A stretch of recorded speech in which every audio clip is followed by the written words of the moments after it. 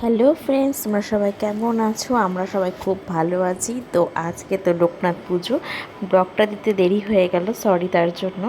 তো লোকনাথ পুজো, এই যে আমার ঘরের লোকনাথ ঠাকুর, আমার পুজো দেওয়া হয়ে গেছে অলরেডি, তাই তোমাদের সাথে শেয়ার করলাম। তো এই যে আমার লক্ষ্মী, শিব, কালী, আর এই যে আমার বাবা লোকনাথ, দেখো তোমরা সবাই। আমি কোনো পুরোহিত রেখে পুজো করিনি, আমি জাস্ট নিজে একাই পুজো করেছি। এই ফুল টুল দিয়ে, তারপরে ডাব, সন্দেশ, মিছরি, কাজু, তো এসব দিয়ে আমি পুজো করেছি। তো দেখো আর কমেন্ট করো আমার ঠাকুরটাকে কেমন লাগছে। ছোট হলেও আমার কাছে তিনি অনেক বড়। তো এখন দেখো চলে এসেছি আমার বাপের বাড়ি। বাপের বাড়িতে প্রত্যেক বছরই অনেক বড় করে পুজো হয়। তো এবার তো ঘর বাড়ি সেরকম মানে কি ছাদটা ঢালাই হয়েছে মাত্র, তো ছোটো করেই পুজো করছে, পুরোহিত থেকেই পুজো করছে। এই যে আমাদের ঘর বাড়ি দেখতেই পাচ্ছ, আর এই যে মা লুচি বেলছে আর কুহু। তো এই যে আমি নিজেকে দেখিয়ে দিলাম, আর আমার ঠাকুরকেও তো দেখিয়ে দিলাম তোমাদের। তো কুহু এখানে দৌড়াদৌড়ি করছে, আর মা বকা দিচ্ছে, তোরা ছাদের মধ্যে দৌড়াদৌড়ি করিস না। এই যে আমাদের ঠাকুর দেখো, আমি সাজিয়ে দিয়েছি মোটামুটি কোনো রকমভাবে।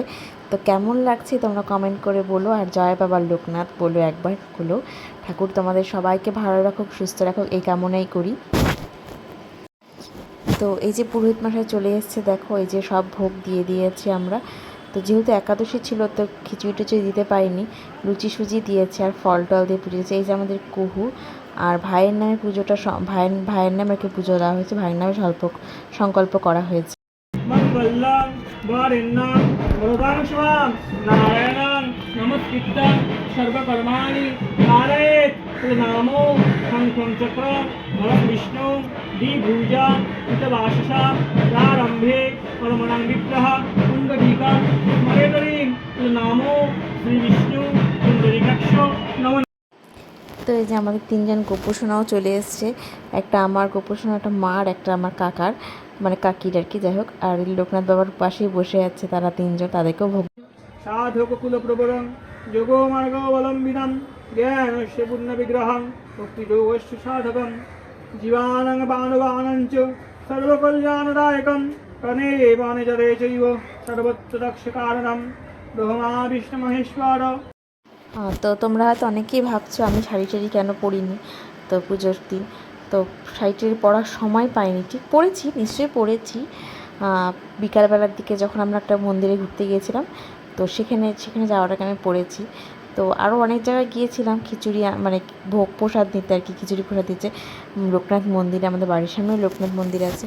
তো সেখানে যেহেতু ফোন নিয়ে যায়নি, তাই ভিডিও করা হয়নি। তো ঠিক আছে, দেখো এবার সবাই একটু আগুনের তাপ নাও।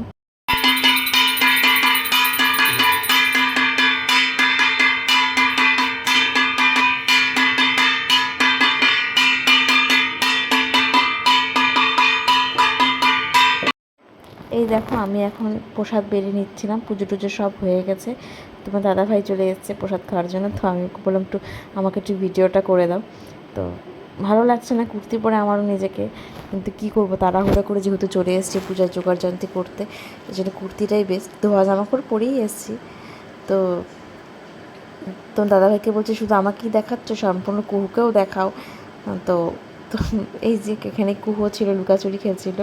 আর দেখতেই পাচ্ছ বাড়িঘরের অবস্থা আমাদের, এভাবেই পুজোটা কোনোরকমভাবে করেছে।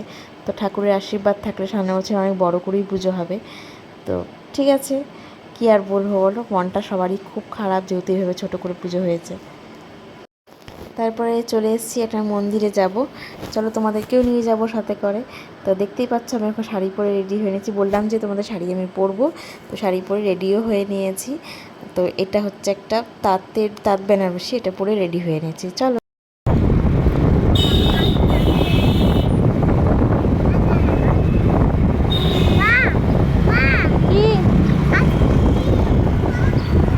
হ্যাঁ,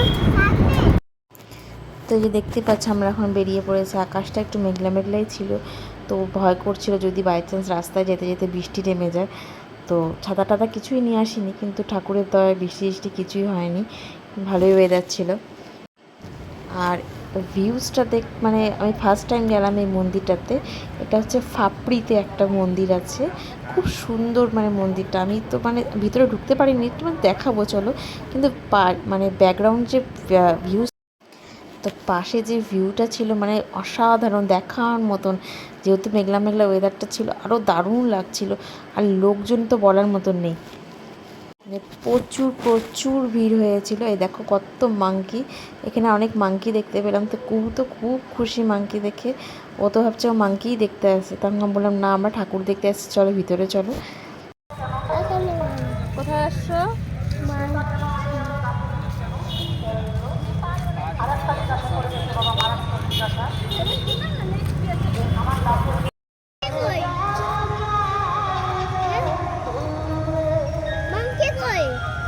এখানে মাংকি নাই।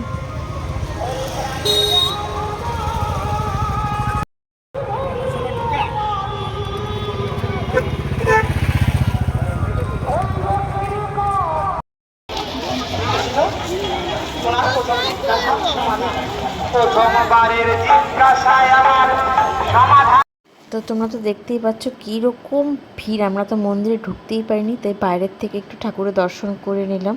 তো তোমাদেরকেও দর্শন করিয়ে দিলাম। তো মানে এরকম ভিড় আর কি দেখা যায় না। তো এখানে একটা মেলাও বসেছিল, বিশাল বড় মেলা বসেছিল।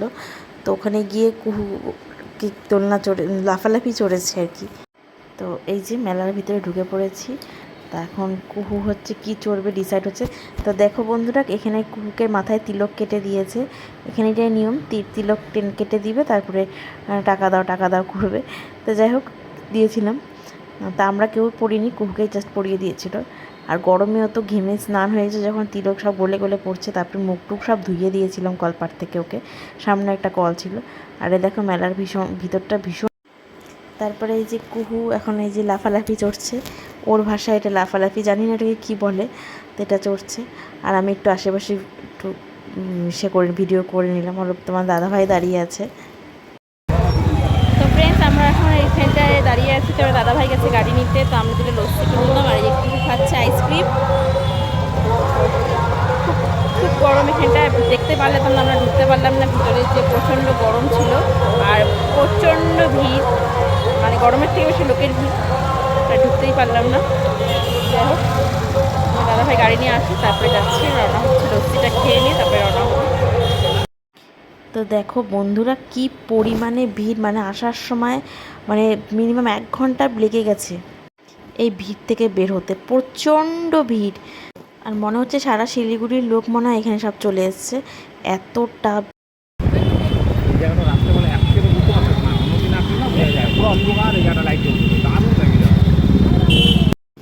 তো তারপরে চলে এসেছিলাম মোমোর দোকানে। কুহু মোমো খাবে বলছিল। তা আমরা খাইনি, কুহুর জন্যই নিয়ে গেছিলাম বাড়িতে মোমো। তো ফ্রেন্ডস, বাড়ি চলে এসেছি, দেখতেই পাচ্ছ। আর এখন আজকের মতন এখানেই ব্লগটা শেষ করলাম। পুরো গরমে ঘেমে স্নান হয়ে গেছি। তো tata, bye bye, good night. তোমরা সবাই আবার ভালো থেকো।